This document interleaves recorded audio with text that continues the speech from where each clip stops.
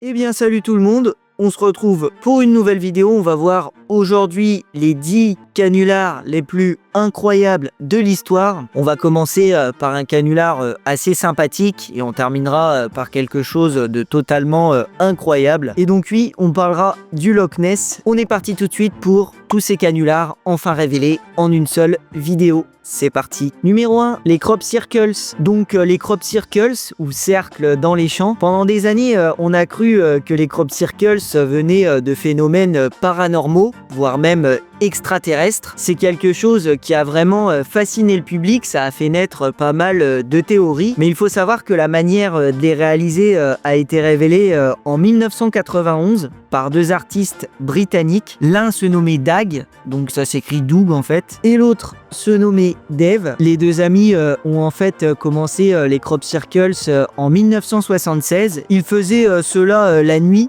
en toute discrétion, donc c'est assez malin. Et pour prouver leur dire, ils ont reproduit devant les journalistes la technique utilisée. Leur démonstration, elle a convaincu de nombreuses personnes. Mais bon, certains continuent encore de croire que les crop circles ne sont pas d'origine humaine. Numéro 2. La fée de Cottingley. Alors l'action, elle se situe en 1917 à Cottingley, en Angleterre. Donc ces deux cousines, on a deux personnes encore une fois, Elsie 16 ans et Frances 10 ans. Elles ont pris 5 photos assez étranges où elles semblent être avec des fées. Donc à l'époque la photographie était une technologie assez nouvelle, mais la mère d'Elsie, elle est persuadée que les photos sont vraies. Et elle va les montrer à un groupe de médiums. L'affaire va ensuite attirer l'attention de Sir Arthur Conan Doyle. Et en 1920, il va publier un article dans The Strand Magazine. Dans l'article, il affirme que les photos constituent la preuve irréfutable de l'existence des fées. Alors rapidement, l'histoire, elle devient internationale. Des experts en photographie examinent les images non développées et ils ne voient pas de trucage, mais ils ne confirment pas non plus que les photos sont vraies. Et finalement, en 1983, après avoir réussi à conserver le secret pendant plus de 60 ans, Elsie et Frances avouent que les fées étaient en réalité des découpages en carton issus d'un livre pour enfants. Elles les avaient fixés dans le décor à l'aide d'épingles avant de les photographier. Numéro 3, la femme à barbe. Alors là, il faut un peu recontextualiser. Donc au 19e et au début du 20e siècle, les foires et les cirques montraient des spectacles à succès, comme la femme à barbe. Ce genre de canular rapportait vraiment beaucoup d'argent aux organisateurs. Ces spectacles présentaient des personnes avec des anomalies physiques qu'on appelait des curiosités humaines. Donc moi, j'avoue, j'apprécie pas trop ce concept. Mais bon, on retrouvait toutes sortes de bizarreries. Des femmes avec des barbes, des hommes très grands, très petits, des frères siamois et même des hommes avec une queue de sirène. De qui se moque-t-on? Donc les organisateurs utilisaient toutes sortes d'astuces, inventaient de fausses identités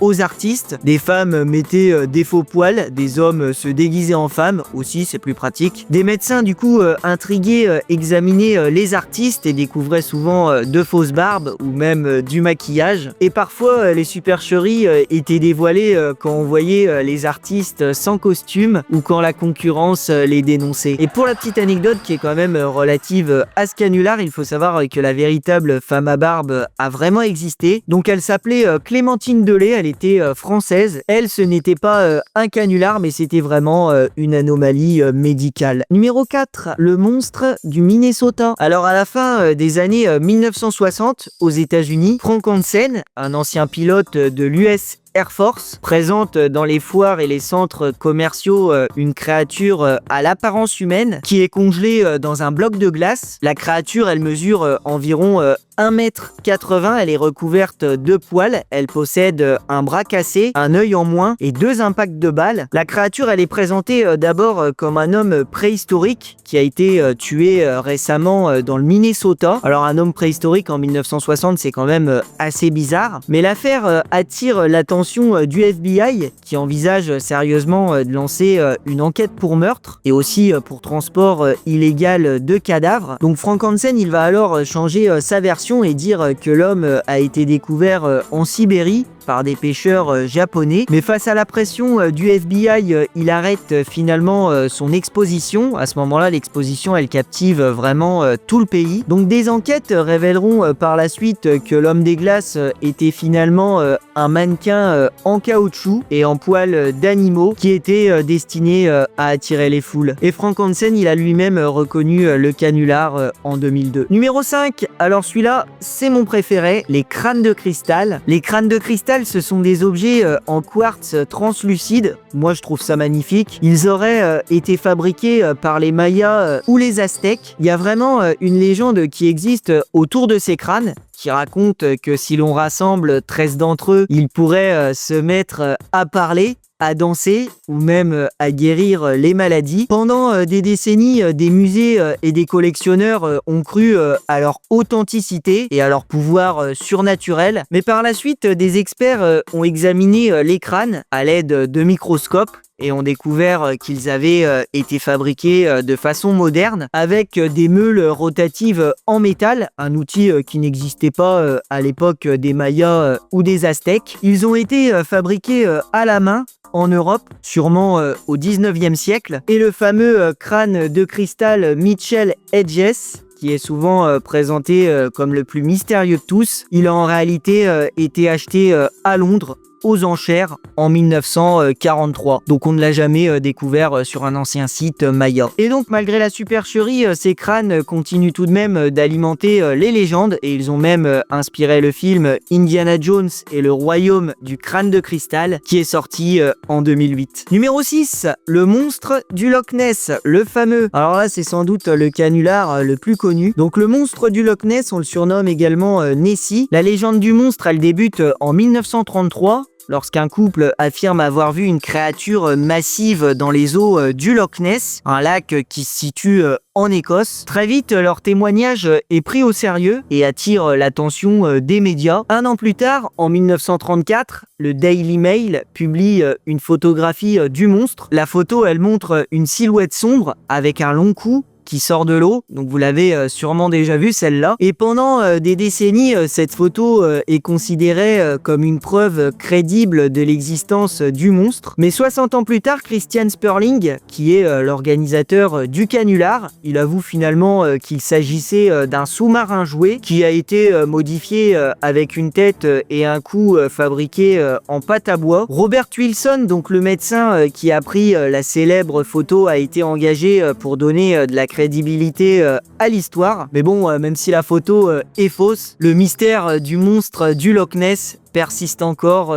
aujourd'hui. Et en 2018, une étude a analysé l'ADN du lac. Les analyses n'ont pas trouvé la trace d'une créature inconnue, mais ont montré que le lac contient de nombreuses anguilles, ce qui pourrait expliquer certains témoignages. Numéro 7, l'homme de Piltdown. Alors en 1912, l'amateur d'archéologie Charles Dawson annonce la découverte de restes humains à Piltdown, ça se situe en Angleterre. Les fragments qu'il a trouvés sont très étranges. Il s'agit d'un crâne humain qui possède une mâchoire d'orang-outan. La découverte est alors présentée comme une preuve qui montre un lien entre les singes et les humains dans leur évolution. Les scientifiques en Angleterre acceptent les restes et le fossile est même placé au British Museum. Mais en 1953, donc 41 ans plus tard, des analyses scientifiques plus élaborées ont révélé la fraude. Ils se sont aperçus que le crâne et la mâchoire ne datent pas de la même époque. Le crâne vient du Moyen-Âge,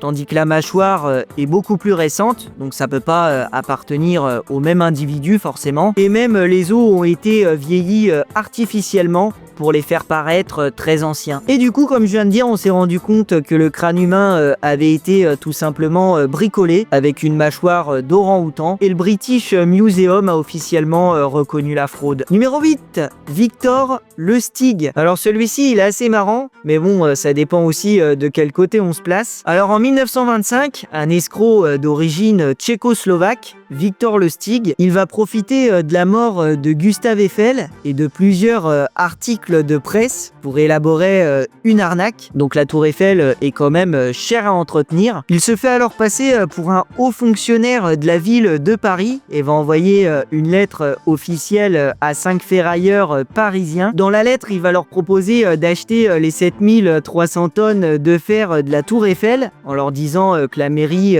envisage de la démolir. Et donc André Poisson, un ferrailleur un peu naïf, tombe dans le piège et signe les faux documents. Le Stig reçoit alors une grosse somme d'argent et quitte le pays pour fuir en Autriche. Donc humilié par cette escroquerie, Poisson ne porte pas plainte, mais préfère garder le silence. Le Stig, par la suite, culotté, tente une seconde fois de vendre la tour Eiffel, mais échoue. Donc l'escroquerie, elle va finalement être découverte en 1935, lorsque Victor Lustig est arrêté sous une fausse identité à New York. Il est arrêté pour trafic de fausses monnaies. Il est condamné à 15 ans de prison, et il meurt en 1947 à la prison d'Alcatraz. Et donc pour la petite anecdote, on raconte que sur son certificat de décès a été inscrit la profession vendeur en référence à son arnaque la plus célèbre. Numéro 9, la panique radiophonique de 1938. Donc le 30 octobre 1938, Orson Welles et son équipe diffusent à la radio une adaptation du roman La Guerre des Mondes. L'objectif à ce moment-là, c'est de faire croire en direct à une invasion d'extraterrestres dans le New Jersey. Donc grâce à des effets sonores et des témoignages de journalistes qui sont en réalité des acteurs, énormément d'auditeurs croient à une attaque de martiens. Ça provoque vraiment une vague de panique. Beaucoup d'habitants appellent la police en même temps. Certains quittent même leur domicile pour s'enfuir. Le canular est quand même révélé assez vite à la fin du programme. Orson Welles annonce qu'il s'agissait d'une mise en scène pour Halloween. Et par la suite, malgré la controverse, le canular propulse Orson Welles sous le feu des projecteurs et au lieu de nuire à sa carrière, cet incident lui ouvre les portes d'Hollywood. Et en 1941, Orson Welles il a réalisé le film Citizen Kane, donc film majeur dans l'histoire du cinéma américain. Et numéro 10, donc le dernier, le canular le plus fou de tous pour la fin, Roswell. Alors en juin 1947, un éleveur du Nouveau-Mexique découvre des débris inhabituels sur son ranch près de Roswell, donc qui se situe aux États-Unis. Le 8 juillet, l'armée de l'air américaine annonce avoir trouvé une soucoupe volante qui s'est écrasée. Mais le lendemain, l'armée change de version et affirme qu'il s'agit en réalité d'un ballon utilisé pour étudier la météo. Donc autant vous dire que beaucoup de personnes croient à la première version et refuse la deuxième. Et en 1995, une vidéo choquante est diffusée à la télévision, l'autopsie d'un extraterrestre. Donc en France, elle est même diffusée sur TF1. La vidéo, elle est présentée comme authentique et l'extraterrestre aurait été retrouvé après le supposé crash d'OVNI que je viens de vous parler, donc à Roswell en 1947. Très vite, la vidéo fait le tour du monde et relance les rumeurs de cachotterie du gouvernement américain. Alors avec le temps, de nombreux experts en vidéo, en médecine et même en effets spéciaux